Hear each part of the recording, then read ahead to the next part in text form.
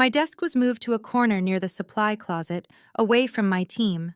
My project access was restricted to view-only status. In our shared digital workspace, my comments went ignored. "It's nothing personal," Trent assured me during my performance review. "We're shifting priorities toward digital natives who understand modern users." I nodded calmly. I understand completely. At home, I continued refining my efficiency system independently. The core algorithms were mine, developed years earlier on my personal time with documentation proving ownership. What the company didn't realize was that this system could reduce operational costs by 32%, while increasing productivity by nearly 40%. 3 days after being labeled a dinosaur, I prepared for the company's 30th anniversary celebration. Instead of the expected subdued outfit, I chose a striking cobalt dress I'd purchased years ago for a special occasion but never worn. I styled my silver hair in an elegant updo rather than my usual practical bun. When I arrived at the venue, an art gallery downtown, conversations paused briefly as colleagues did double takes. Ren approached first. "Leora, you look amazing." "Thank you," I replied. "Special occasions call for special efforts." Across the room, Trent was holding court with board members, gesturing animatedly as he described his vision for the company's future. He hadn't noticed my arrival. Ambrose spotted me from across the room and walked over, arms outstretched. Though in his 70s now, he still possessed the energy that had built our company from nothing. "There she is," he announced, embracing me warmly, "my secret weapon all these years." Trent glanced over, his expression shifting from confusion to professional interest upon seeing me with the founder. Ambrose took my arm. "Come say hello to everyone. Most of these new board members have never met the person who saved this company." As we approached Trent's group, Ambrose raised his voice slightly. "Everyone knows my friend Leora, of course, without whom none of us would be standing here today." Trent's expression remained polite, but puzzled. "Trent," Ambrose continued, "you've been working with Leora, right? Has she told you her story?" "We've collaborated on several projects," Trent replied smoothly, though we'd done nothing of the sort. "Wonderful," Ambrose beamed. "Then you know you're working with the person who saved this company and still owns 28% of it." Trent's champagne glass tilted, liquid sloshing onto his sleeve. His face went pale as he connected the dots. 28%, he repeated, dabbing his cuff with a napkin. "Leora could have been CEO if she wanted." Ambrose continued cheerfully, oblivious to Trent's discomfort. "Instead, she keeps building brilliant systems. Speaking of which, how's that efficiency project coming along? The board's eager to see it." Before Trent could answer, I smiled. "Actually, I've been developing some new approaches I'd like to share with everyone, perhaps at tomorrow's executive meeting." Ambrose clapped his hands. "Perfect, Trent. Make sure that's on the agenda first thing." As the evening continued, I felt Trent's eyes following me. He made several attempts to speak privately with me, but I remained engaged with other colleagues, many surprised to learn about my ownership stake. Are you still with me? Because what happens next isn't just about revealing my ownership. That was merely the beginning. The real story is how one moment of disrespect led to a complete transformation that no one saw coming. The next morning, I arrived early to prepare for the executive meeting. The boardroom gradually filled with curious faces, some I'd known for decades, others hired under Trent's new vision. Ambrose sat at the head of the table with Trent positioned strategically nearby. When Trent spotted me setting up my presentation, he approached with an overly warm smile. "Leora, I want to apologize for any misunderstandings. Had I known about your history with the company—" "No apologies necessary," I interrupted gently. "Today isn't about the past." Ambrose called the meeting to order. "Leora has something important to share that could transform our operations. Everyone give her your full attention." I connected my laptop to the projector and stood. For the past year, I've been developing an efficiency system that will revolutionize how we work, I began. It reduces redundancies, streamlines workflow, and increases productivity while decreasing burnout. I clicked through slides showing impressive metrics from private testing. The room's energy shifted as executives leaned forward, recognizing the potential impact. "This looks remarkable," the CFO commented. "When can we implement it?" "That's what I want to discuss," I replied. "This system isn't company property. I developed the core concepts years ago on my own time, with extensive documentation proving ownership." Confusion rippled through the room. Trent's expression hardened as he realized where this was heading. "I'm offering to license this system to the company," I continued. "Not give it. The annual savings will exceed $20 million based on conservative estimates." "Name your price," the CFO said immediately. "My terms aren't financial," I replied, meeting Trent's gaze. "I want implementation oversight by a new age diversity committee with binding authority over hiring and promotion practices. I want mandatory respect in workplace training for all employees, especially management. And I want a mentorship program pairing experienced workers with new hires, ensuring knowledge transfer in both directions." The boardroom erupted in murmurs. Ambrose smiled knowingly. "Leora isn't asking for money," he translated for the newer executives. "She's asking for cultural change." "This is highly unusual," Trent interjected.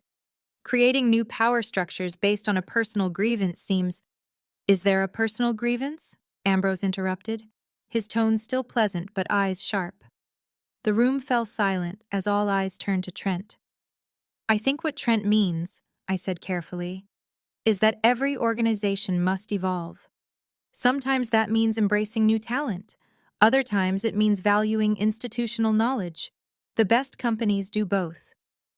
I clicked to my final slide, a detailed implementation plan that included Trent as the executive sponsor reporting to the diversity committee. "This gives everyone what they need," I explained. "The company gets a revolutionary system. Newer employees gain wisdom from experienced mentors. Seasoned workers contribute meaningfully while learning emerging techniques. And our management team demonstrates true leadership by building bridges rather than divisions." Ambrose studied the room, gauging reactions. "I believe we need a few minutes to discuss this proposal." "Of course," I replied, gathering my materials. I waited outside.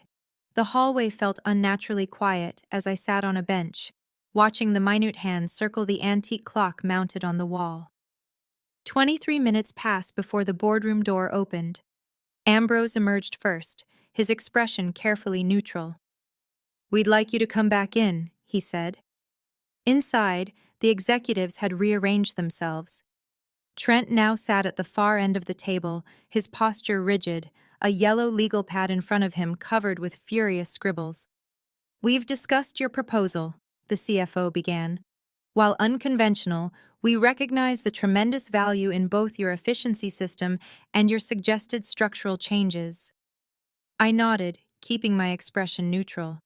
"However," he continued, "we have some amendments." For the next hour, we negotiated. They accepted the Age Diversity Committee, but requested equal representation across age groups. They embraced the mentorship program, but wanted quantifiable metrics to measure its success. They agreed to respect in workplace training, but expanded it to include all forms of diversity. Through it all, Trent remained silent, making occasional notes, but offering no objections. When we finally reached agreement, Ambrose stood. "I believe we have a framework everyone can support. Leora, are you satisfied with these terms?" "I am," I confirmed. With one addition, I turned toward Trent. "I want Mr. Audley to chair the implementation team, reporting directly to the Diversity Committee." The request sent another ripple of murmurs through the room. I was essentially asking for the man who had tried to push me out to report to the very people he had marginalized. Trent looked up from his notepad, his expression unreadable. "May I ask why?" "Because you excel at driving change," I replied honestly. Your ability to transform systems is exactly what we need, just applied with greater wisdom and inclusivity. He studied me for a long moment, searching for mockery or malice. Finding none, he nodded once. I accept. 2 days later, the Diversity Committee held its first meeting. The company announced 5 members: myself, Trent, Ren, representing younger employees, Ambrose for the board, and Indigo from Human Resources. Our charter, displayed prominently on the company intranet, outlined our mission to create a workplace that valued both innovation and experience. Our first task was addressing the systematic push-out of older workers. We reviewed terminations from the past 6 months, identified patterns of age discrimination, and developed a remediation plan. We should offer reinstatement to those wrongfully terminated, Wren suggested during our second meeting. I agree, I added. Trent, who had remained mostly quiet during our initial discussions, cleared his throat. That could create significant financial liability. Less than the lawsuit brewing among former employees, I countered. Besides, my efficiency system will more than offset the costs. He conceded with a nod. Valid point. Over the following weeks, I watched Trent navigate his new role with surprising adaptability. Initially stiff and defensive in committee meetings, he gradually began engaging substantively with our initiatives. During one particularly productive session, he presented research on the business benefits of age-diverse teams. Studies consistently show that mixed-age teams outperform homogeneous groups in problem-solving and innovation, he explained, projecting data charts on the conference room wall. They bring complementary skills and perspectives. Interesting, I commented. What changed your mind about dinosaurs? The room tensed at my direct reference to his earlier insult. Trent met my gaze without flinching. Data, he replied simply. I was operating on assumptions rather than evidence. That was unprofessional. It wasn't quite an apology, but it was movement. Progress comes in small steps. The mentorship program launched next, pairing experienced employees with newer team members. The structure ensured bidirectional learning. Veterans shared institutional knowledge and industry wisdom, while younger workers offered fresh perspectives and technical insights. Ren and I formed one such pair. During our first official mentoring session, she brought her laptop to my newly restored desk in the main work area. I've been struggling with the efficiency system you started, she admitted. The underlying architecture is more complex than anything I've worked with. Show me where you're stuck, I offered. For the next hour, we worked through the code together. I explained the reasoning behind certain structural choices while she suggested more elegant approaches to several functions. By session's end, we'd created something better than either of us could have developed alone. This is actually working, she said, sounding surprised. The mentorship program? Yes and no, she gestured between us. This collaboration across experience levels. I always thought older workers would be stuck in their ways. Some are, I acknowledged. Just like some young workers think they know everything. Both mindsets limit growth. She nodded thoughtfully. Did you ever feel that way? Like you knew everything? Until I was about 35, I laughed. Then I realized how much I still had to learn. That's when my real education began. The company atmosphere transformed gradually over the following months. The initial awkwardness of forced collaboration gave way to genuine appreciation for diverse perspectives. Teams reorganized to include age ranges rather than clustering by generation. Productivity metrics, tracked meticulously through my efficiency system, showed steady improvement. Not everyone embraced the changes. 2 executives resigned rather than adapt to the new culture. Several younger employees chafed under the mentorship requirements, viewing them as obstacles to advancement. We adjusted, refined, and persisted. Throughout this transformation, I watched Trent with particular interest. His evolution proved most surprising. The arrogant manager who had dismissed older workers now advocated passionately for inclusive practices. During one implementation meeting, he confronted a project lead who suggested sidelining an older programmer. That's exactly the thinking we're working to eliminate, Trent said firmly. Experience and innovation aren't mutually exclusive. After the meeting, I caught up with him in the hallway. That was unexpected. He slowed his pace to match mine. Which part? Your defense of inclusive teaming. It seems genuine. He considered this as we walked. When you've been publicly wrong about something fundamental, you have two choices: double down on the mistake or learn from it. I'm choosing to learn. That takes courage, I acknowledged. Not as much as you might think, he replied. The data supporting diverse teams is overwhelming. Following evidence isn't courage, it's common sense. 6 months after being labeled a dinosaur, I stood before the entire company at our quarterly all-hands meeting. The auditorium buzzed with anticipation as I prepared to present the results of our organizational transformation. When we began this journey, many viewed it as a correction of past wrongs. Others saw it as unnecessary disruption. Today I'm sharing numbers that speak for themselves. The screen behind me displayed our performance metrics. Productivity up 37%, employee satisfaction increased by 23%, turnover reduced by 41%, and innovation measured by new patents and product improvements up by an astonishing 52%. These results weren't achieved by favoring one group over another, I continued. They came from recognizing that wisdom and fresh perspective both have value, that institutional memory and new approaches can coexist, and that respect isn't just morally right, it's good business. From my vantage point on stage, I could see Trent in the front row, nodding along. Beside him sat Ren, who had recently been promoted to team lead while continuing to learn from her mentor. Ambrose watched from the back, his expression proud but unsurprised. We've proven that age diversity isn't about political correctness or avoiding lawsuits, I concluded.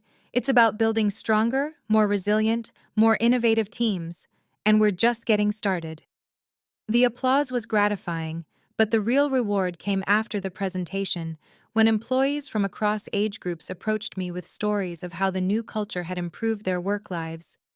A programmer in her 50s described finally feeling valued again. A recent graduate shared how his mentor had helped navigate a complex client situation. A mid-career designer explained how collaboration with both younger and older colleagues had transformed her creative process. Later that afternoon, Trent knocked on my office door, carrying a folder and looking uncharacteristically hesitant. I wanted to discuss something before our next committee meeting, he began, sitting across from me. Go ahead. I've been researching best practices for long-term sustainability of diversity initiatives. He opened the folder, revealing extensive notes. The data suggests that without ongoing structural support, organizations typically revert to previous patterns within 18 to 36 months. I raised an eyebrow. You're worried our changes won't stick. I'm concerned about making them permanent, he corrected, which is why I've developed this proposal. He handed me a document outlining a comprehensive sustainability plan, quarterly culture audits, succession planning with diverse candidate slates, compensation tied to inclusivity metrics, and ongoing education requirements. This is thorough, I acknowledged, scanning the detailed implementation timelines. It needs to be, he replied. Cultural change is fragile without structural reinforcement. I studied him over the top of the document. You've come a long way from dinosaurs, haven't you? A flash of discomfort crossed his face. I said a lot of things I regret, but never apologized directly, I noted. He set down his pen. You're right, I haven't. Leora, I apologize for my disrespectful and discriminatory behavior.